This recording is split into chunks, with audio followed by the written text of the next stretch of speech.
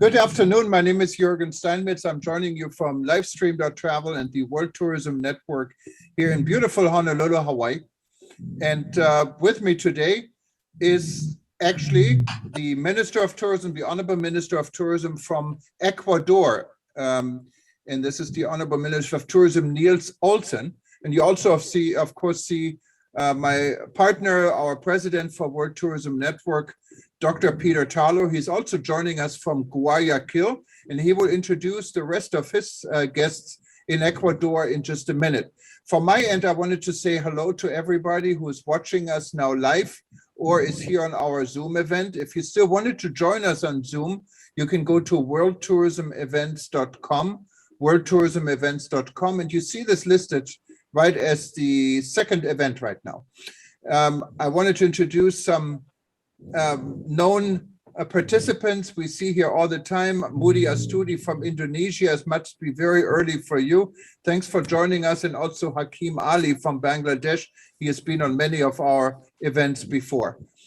Anyways, we're going to start in just a minute here. We're waiting actually for the Honorable Minister to connect, and we're going to give the microphone to Peter. Those that are joining us on Facebook, on eTurbo News, you can see us on any page. Just stay tuned. We're going to start our discussion. Or if you miss any of this part, you can always go back and click on archive on World Tourism Network or on eTurbo News and go to our YouTube channel, and you'll be able to watch this after the event. Without further delay, I'm going to give the microphone to Dr. Peter Tarlow, who's today not joining us from Texas, but from Guayaquil in beautiful Ecuador. Welcome, Peter. First of all, good evening to everyone. Actually, I'm with my colleague over here in Ecuador, Patricio Tamariz. The minister will be joining us second.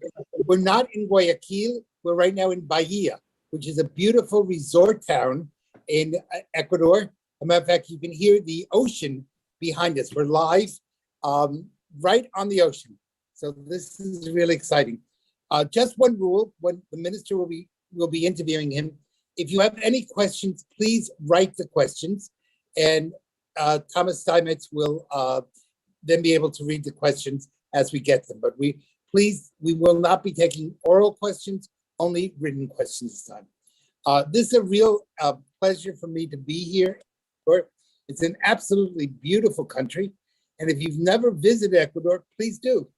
And if you've ever wanted to be both in the northern and southern hemisphere, this is the place to do it. It's absolutely a great place to understand both Latin culture and also the culture from around the world. My colleague, Patricio Tamariz, is here. And I see the minister, Honorable Minister, is almost here. So I've never had the opportunity of meeting him before. I'm going to meet him Zoomatically, I guess would be the way of saying it. And I understand the Honorable Minister has studied both in the United States and Australia. He'll correct me if I'm wrong, but I assume his English is just great because of his experience in two English-speaking countries. So, Honorable Minister, welcome. Bienvenido. Thank you for having me in your country. This is a true pleasure. I've gotten to know people. I've been before in Quito. I've been now in Guayaquil and along the Ecuadorian coast. And you can hear the waves coming in beautiful Bahia. Tell us, one of the themes we'd like to talk about a little bit, of course, is Zoom. And Zoom, I'm sorry, it's COVID. COVID is Zoom, Peter. You didn't know. We've spoke about Zoom for so long. Let's not speak about Zoom. I think we've all been Zoomed to death. But we'd like to talk a little bit about COVID and how is Ecuador dealing with COVID, and how. And let's talk about some of the ways that Ecuador, like so much of the world, was put out of the game. How is Ecuador getting back in the game?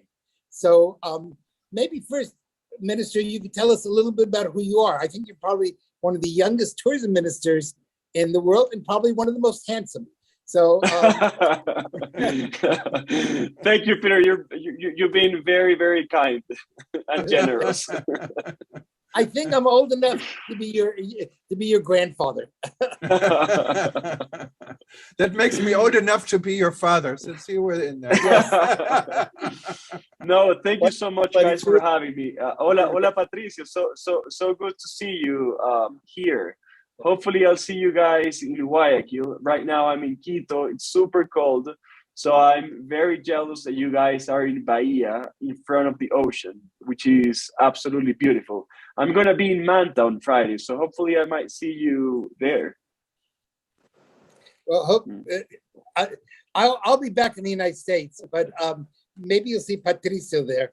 All But right. I've had a wonderful week here in Ecuador, and you have a really beautiful country.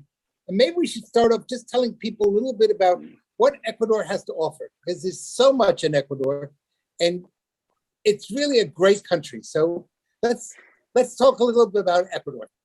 Yeah, definitely. That's my favorite topic. All right. So, well, Ecuador, very small country if you compare it to other countries in the region. We have four regions, which are the lowlands, the highlands, the Amazon rainforest, and the Galapagos Islands. Um, I think like so many people ask me what makes Ecuador unique and different from other countries in the region. And I really think besides the diversity in our wildlife and our amazing cuisine, I think people from Ecuador are very hospitable and they really Yes. make visitors feel like at home. And Ecuador, we still have, because I think we are still like that off the beaten trail destination, we can provide what the international market is looking for, which are authentic and unique experiences in their travels. Ecuador, for many years, it has been, as I said before, off the trails. So what used to be a negative side, now it has become a positive side that we Yes. can provide those authentic and unique experiences in our country. So, of course, the pandemic hit us really hard as it happened worldwide. We lost about we lost over 120,000 jobs in the tourism industry. We Yes. lost over $500 million to be injected in our economy. We used to be the third contributor to Ecuador's GDP. Now we then for in the pandemic we lost a lot of positions. We became probably the 10th or 12th industry contributor to our GDP. Now we are in position number 5. So we still have a long way to go to reach the third place, or why not the first or the second? There's a lot of work to do. At the moment, we have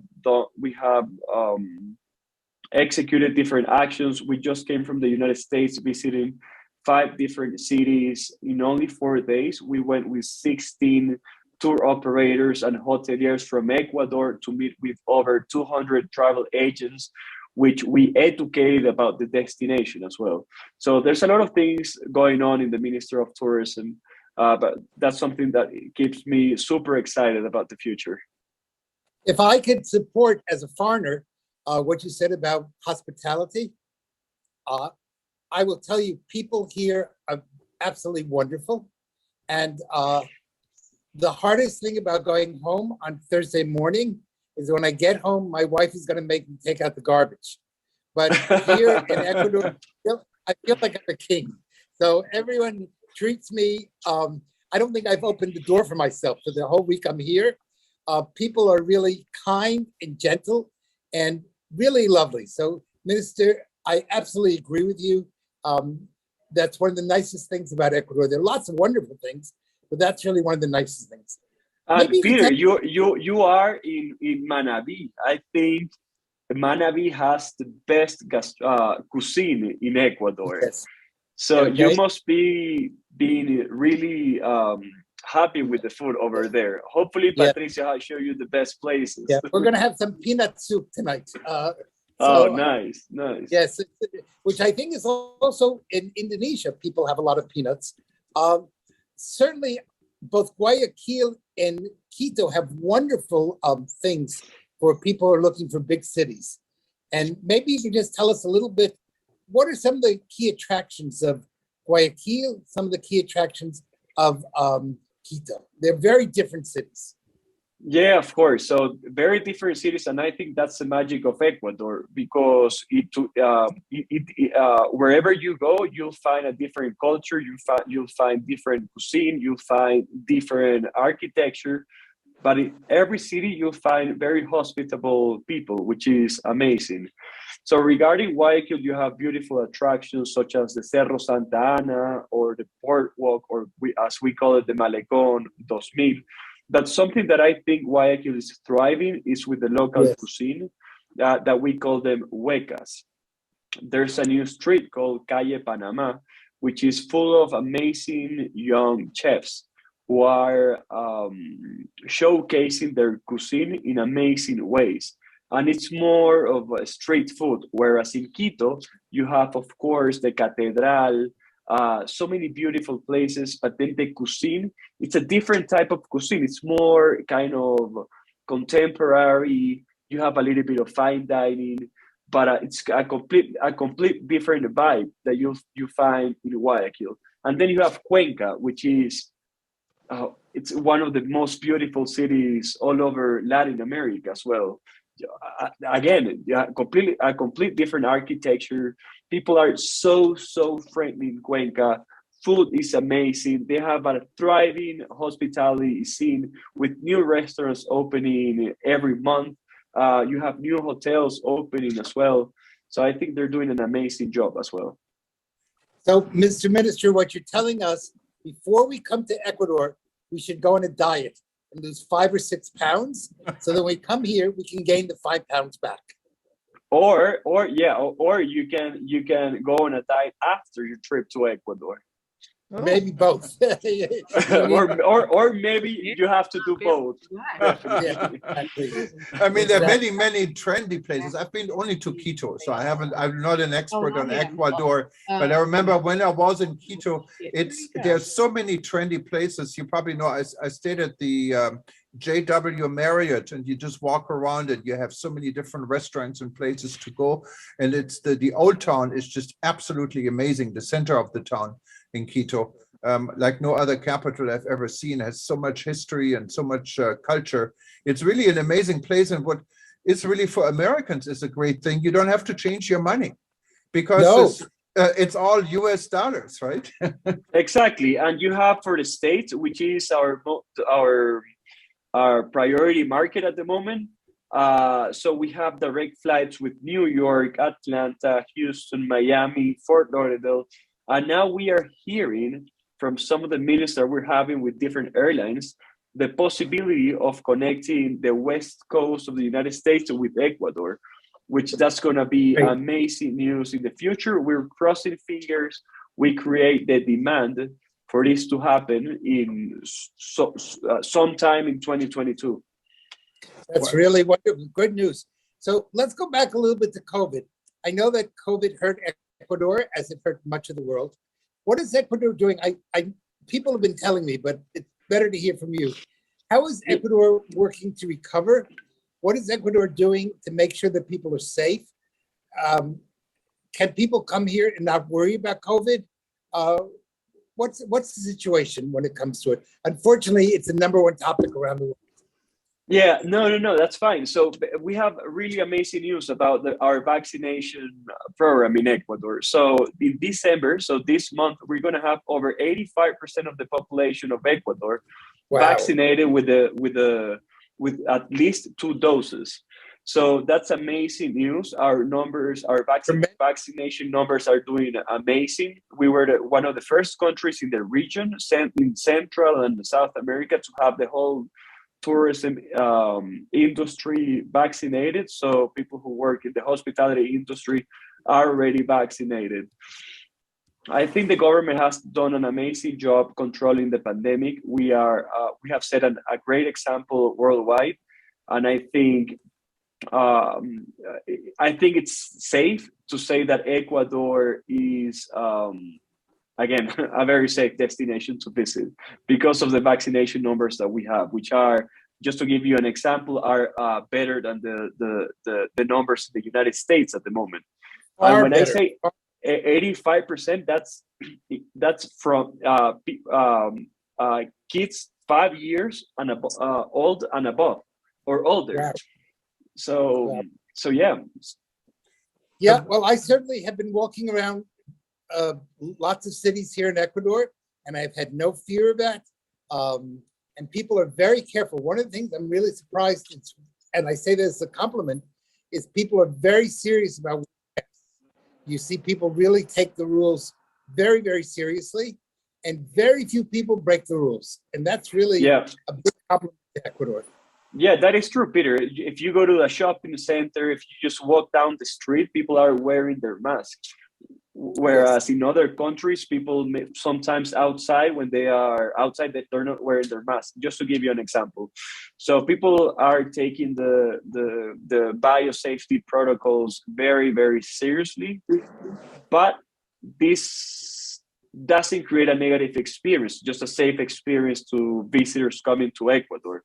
And then we have done other actions such as we just about a month ago we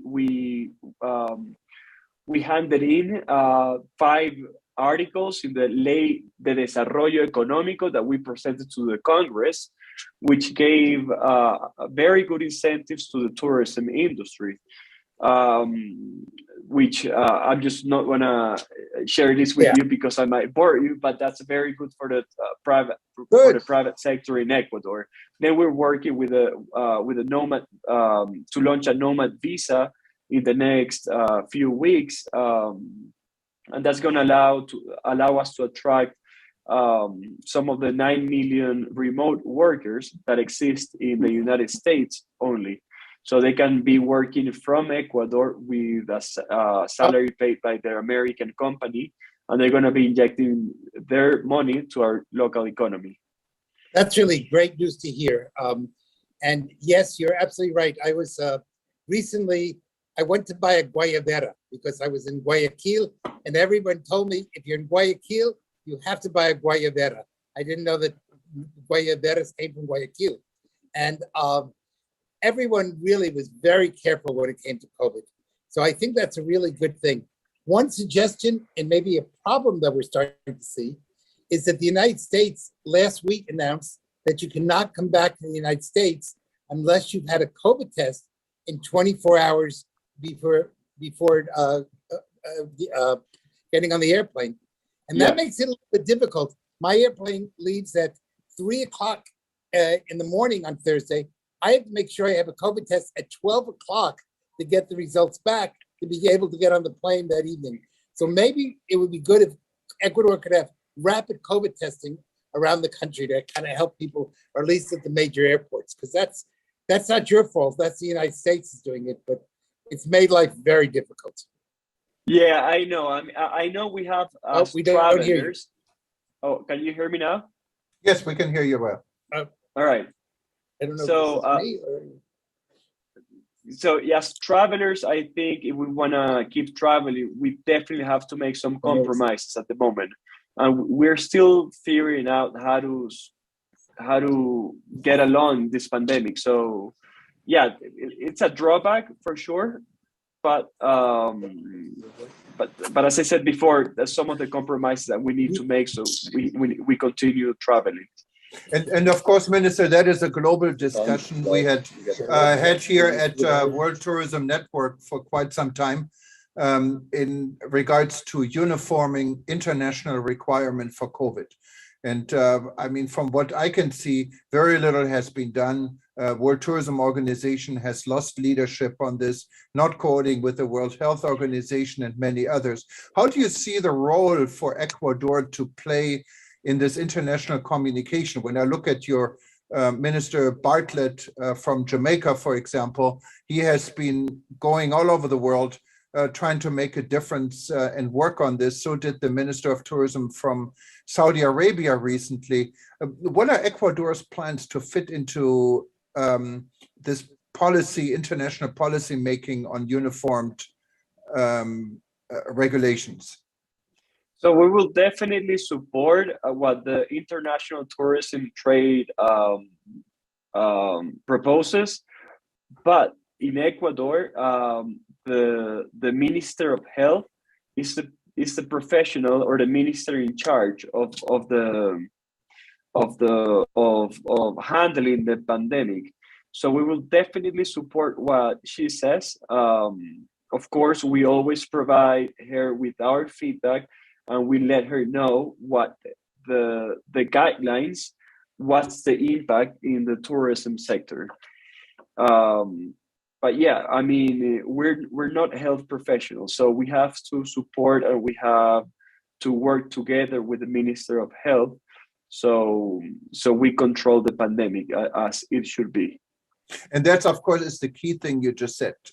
Tourism are not health professionals, but the industry depends on the health situation right now. So working together is really the key, and I'm glad you said that. I have a different question. What came in here? We have somehow I don't know if you know volume, which is why. I think hang on, sorry. I had a different question here from someone joining us on Hawaii News Online. That's one of our publications here locally in Honolulu. And they wanted to know about surfing in Ecuador. Can you hear me? I don't know a thing about surfing in Ecuador. So I'm wondering if surfing, but I saw some pictures when I Googled it, yeah. No, yeah, we have amazing surfing spots. So first of all, hello, hi, and very glad you're connecting to this conversation from Hawaii. We have amazing surfing spots. One of them is Montañita, for example, which is a surfing town. It has an amazing vibe, amazing cuisine, and amazing waves, of course. So this is called Montañita, and it's about 3-hour drive from Guayaquil International Airport. And then you have, of course, the Galapagos Islands, which is, they have like dozens of surfing spots with amazing waves combined with the wildlife. So definitely, if you want to come surfing to Ecuador, definitely come visit us. Wow. Okay, that's good to hear. And I mean, Ecuador is a very different space. How long would you recommend someone should calculate to visit Ecuador for? And what would be a good combination? Because you have the city, you have Galapagos, and now you said you had surfing. So what would be like a standard plan for a traveler to explore Ecuador? Well, the correct time and the correct suggestion that I can give you is basically stay as much as you can. Right. Sorry, I can hear an echo for some reason. Just I think it may be, I muted Peter because it looks like he has some problems. So sorry about that. No worries. So I just want to make clear for everyone joining this conversation, that's an issue with Peter's phone, not Ecuador's connectivity. We have amazing connectivity. We have a new computer. We don't know what happened here. Peter, I'm sorry. Sorry. Okay, I have to mute him again. No, you cannot shut this guy up. Because I'm trying to sell the Nomad visa to international travelers, and one of the competitive advantages that we have in Ecuador is the connectivity. So I just want to make sure everyone knows that the connectivity in Ecuador is very good. Anyway, going back to your question, Jürgen, can you? I'm so sorry, I forgot what you asked. Yeah, no. I said, what would be a standard package? How long would someone wanted to stay in Ecuador to explore it? So, as I responded before, as much time as you can. Ecuador, although it's a very small country, many people think of Ecuador as Latin America in a nutshell, because we have the Amazon rainforest, the Galapagos Islands, which are completely unique destination that you cannot find anywhere in the world. Then you have the beautiful highlands with the volcanoes, the historic farms, the historic town with the cathedrals and the architecture. And then Guayaquil, which is a very upbeat city, the commercial city of Ecuador, and with the street food and the huecas. So it's a tough question, because if you have the lowlands, you have the beaches as well, which are absolutely beautiful, as Montañita, surfing town.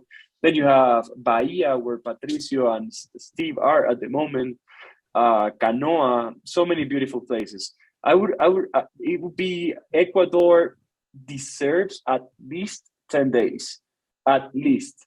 But of course, if you can stay for a long, I would always recommend visitors to stay for a longer period of time and really dive in the destination. No, I see that our friend Patricio Tamariz is here. He's another Ecuadorian, and maybe he'd like to ask a question to the minister. That would be really nice. Well, first of all, I've done it already. I've congratulated Niels. Niels is a person with so much energy. He's doing in the first couple of months since May. I think there's been the actions that he has done has been more than the last 4 years that a minister did. And the thing that I like the most is that he's working on the base of things, on the center, the column of what we need. And he's working on the new law of tourism. And that law of tourism is going to be really, really, I think, something that'll take us to another level. Niels, talk a little bit about that, and un abrazo, hermano. Gracias, Patricio. No, yeah, so we are working. The first thing that we did at the minister is to set a committee to work on the new tourism law for Ecuador. The one that we have at the moment, it has over 20 years. So it's not contemporary. It doesn't respond to Ecuador's reality and to the industry at the moment. So one of the things that excites me the most is to be able to build a new entity out of this law, which is going to be something called Promo Ecuador, which is going to be the entity that is going to be in charge of promoting Ecuador in our key markets. There's this budget that the Ecuadorian government has that comes from the international air tickets that at the moment we're not getting in the Minister of Tourism because the law doesn't allow this to happen. So we're crossing fingers that once this law passes in Congress, we're going to be able to do this and finally have the budget that our minister, our industry deserves. That's really good news. And I think that people from around the world, this is my 4th or 5th time to Ecuador. So I can tell people that if Ecuador can really promote itself, I would kind of disagree with the minister. I don't think you can do it in 10 days. I think if you really want to see Ecuador, you need to come for at least 3 weeks. So, well, I said, to be fair, I said minimum 10 days. Yes, but I'm going to make it a minimum 3 weeks because by the time you do the beaches, you do Guayaquil, and we didn't speak about the beautiful, beautiful classical, the center of Quito and the churches. And I'm not a Catholic, but wow. I don't think you have to be a Catholic to appreciate how beautiful those churches are. And then the whole jungle experience and the Galapagos, you can't do it in less than 3 weeks. So I know, it's minimum 10 days. I don't want to put off people saying that they're not coming to Ecuador because they have to come for 3 weeks. But I was just in Coca. Yes. I went to the Napo, to the Yasuni National Park, and that's absolutely beautiful as well. I was in Bahia 2 months ago, eating a very street food, and in this place called Iche, which is absolutely beautiful as well. And then of course Quito with the cathedrals, churches, the basilic. I don't know. It's Ecuador. It's like an explosion of senses. Yes, I think that's a fair. Taste, with your view, everything. You have so many different impulsos. I don't know how to say it in English. The thing that's interesting what Niels is saying right now, our minister, is that and Peter, the colonial center of Quito is the best preserved and largest colonial center of Latin America. And that's important. And I mean, it's incredible to see all the ancient Indian art there mixed with the colonial Spanish, essence, it's really, really beautiful. And what's the best thing is that Ecuador is conserving it, and it's conserving the Galapagos too. Galapagos is in one of the best states of conservation for the last 100 years. Why? Because they had many invasive species, and right now the tortoise, the giant tortoise population is rebounding back. So there's a lot of good things that the government is doing, and we believe that one day, and I know Niels knows that for sure, that tourism will beat out petroleum and other industry non-sustainable strategic sectors. It will be, I think, one of the first ones that will produce for Ecuador for their sustainability. Minister, I'd like to bring a good friend into the conversation. I hope she doesn't mind. Moody Astudi, she's joining us from Jakarta, Indonesia. And I know that her husband, Faisal Hashim, actually inspired me to go and visit Ecuador. He loved Ecuador and the Galapagos. Is Ecuador still so popular in Indonesia, Moody? I know you have the surfing in common for sure, but and you have a lot of cultural side in Indonesia. How popular is Ecuador in Indonesia? You have to unmute yourself, otherwise we wouldn't know what you're saying. I was having a hard time. Much popular, very much popular, especially. And I'm we sorry. have marine association. It's called Indonesia Tourism Marine Business. So it's very much popular, and I'm looking forward to go there again. Bienvenida, Muri. We expect you with open arms in Ecuador. No, it's really a wonderful place to visit when you go to Galapagos. And I know I'm looking at the clock here. I mean, we would like to talk to you forever, but I was told you only have 20 minutes. So you just cut me off, and if you don't want to. Yeah, no, I'm so sorry. Like, I'm having so much fun speaking to you guys, but I have to go out for a dinner. So I might have to disconnect in a second. No, not a problem. But if you do, and I have to tell you, it's been really wonderful to have you here on eTurbo News and our World Tourism Network. And we're going to make sure everyone knows and gets to know Ecuador and gets to know you. And if I would have known you're not wearing a suit and a tie, this is the very first time Peter talked me into wearing a suit and a tie. I'm sweating. Oh, I'm so sorry, guys. I'm so sorry. And he said, you're talking to the minister and you got to dress up. So I did this just for you. I'm so sorry they made you dress up for me. Please don't do that. Don't feel guilty now. And I just realized Patricio and Steve, they are also dressed up. Thank you so much, guys. I'm honored. And actually, jeans and a t-shirt, that's perfectly fine. All right, it's good for Jürgen once in a while to get dressed up. So I'm the old guy who makes him do that. Well, you're probably wearing shorts underneath the camera. No, but we are right on the beach. You can hear the waves coming onto the beach. Mr. Minister, thank you for having me in your country. And I'm looking forward to the next time I come back.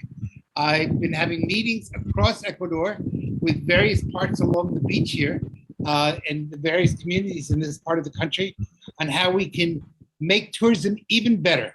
And as you know, I work in the world of tourism around the world. And one of the things we're working with is major cities in Ecuador of making these cities some of the safest cities in the world. So I hope one of these days I'll get to see you, not on Zoom, but in real life. And that I'll be able to without a suit. Without a suit, I promise. I promise. I'll be in jeans and a t-shirt. Great. No, thank you so much, you guys, for having me. And Steve, Ecuador is your home. So if there's anything we can do for you, please let us know. Patrice is a very good friend of mine. And I'm super thankful with you, Jürgen, for inviting me to this conversation. It's been such a pleasure to share with what we are doing in Ecuador. So thank you very much for the platform, and I look forward to meeting you in person very, very soon here in Ecuador. Thank you.